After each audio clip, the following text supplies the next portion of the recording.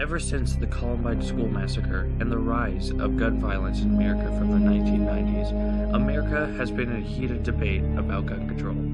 Every time a mass shooting rocks the nation to its core, gun control becomes a heated debate, with both sides blaming each other, and many lawmakers, lobbyists, push for legislation for their side. Many prominent members of the Democratic Party and the left in general preach for strict gun control, or a total gun ban in general. Many prominent members of the Republican Party or the right have preached for relaxed gun laws. In this mini-series, I'm going to pose several arguments for relaxing gun laws. This is Andrew, reporting for the Rawka Media, bringing the mini-series, Arguments for Relaxed Gun Control.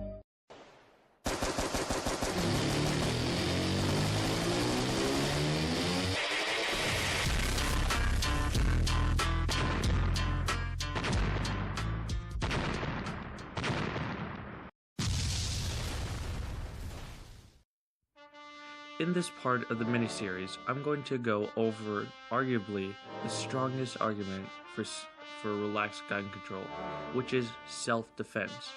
Nearly every person who is in the gun control debate is wanting the same outcome, a world free of violence. Though there are two paths at which people take this road. One is for the abolition or tight rules on guns.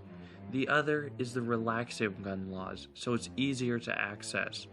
Now, some people want to ban guns because it could further their agenda for totalitarian state, and I'll cover that when I go over the Second Amendment. But before we can examine how relaxing gun laws can aid in self-defense, we must define what self-defense is. Self-defense is pretty easy to understand. But for context, it is important to know. So, what we define self-defense is when you or someone in the area, life, is in immediate danger, and you act accordingly to get rid of that danger. For example, a person walks up to you and says, "Give me my money or I'll stab you." Your life is in danger, so you punch the assailant in the face in your defense to get rid of that danger. Simple as that. Now, let's take a look at a theoretical situation where you're alone in a house and three assailants, armed with brass knuckles and knives, break into your house with the intention of armed robbery and possible assault. What do? Fight or flight? Well, a man in Oklahoma armed with an AR-15 fought and killed three assailants. Now, the loss of life is never good. But when a person or people threaten you, you are justified to stand your ground and fight, like this man did.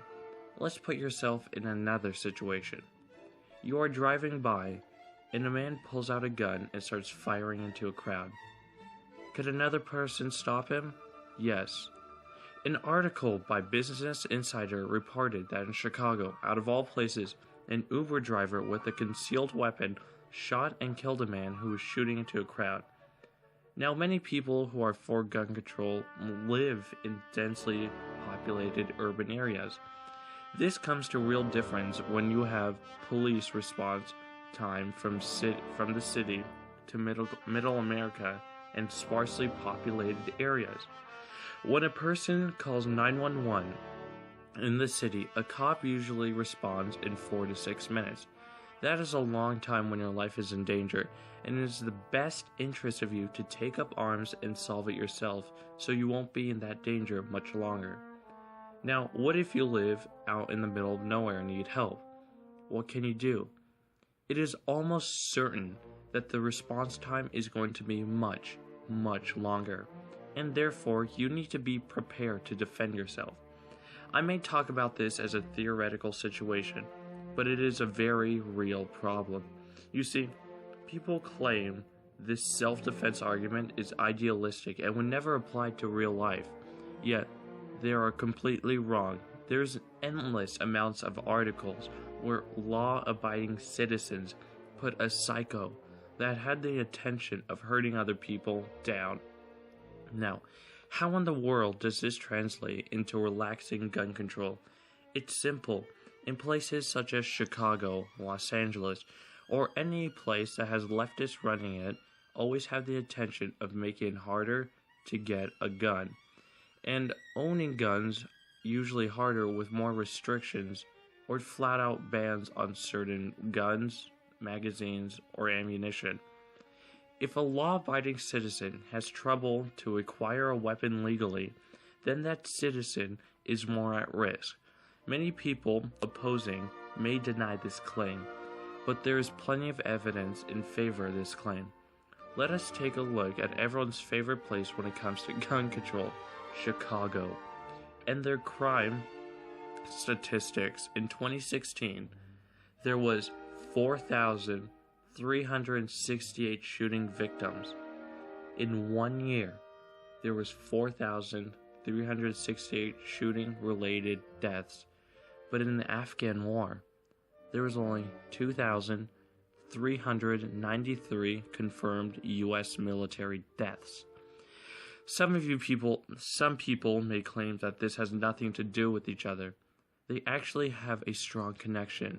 You see, if in a war zone had less deaths than an urban population, it proves a point. When people are armed against an enemy, there are less deaths than in a place where people can't access guns easily. This further proves the point that something about gun control is a failing idea and shouldn't be in place. You don't have to believe me, but be honest. Look at the stats. Numbers don't lie. People do. Now, before I leave you guys, I want you to take something from this. Think about it. Type your comments. See what happens. This is Andrew, signing off for Rawka Media. Make sure to like, share, subscribe, and comment your thoughts. I'll try my best to find comments and talk about them in my next video. We should have a conversation. Anyway, have a good day, and see you guys later.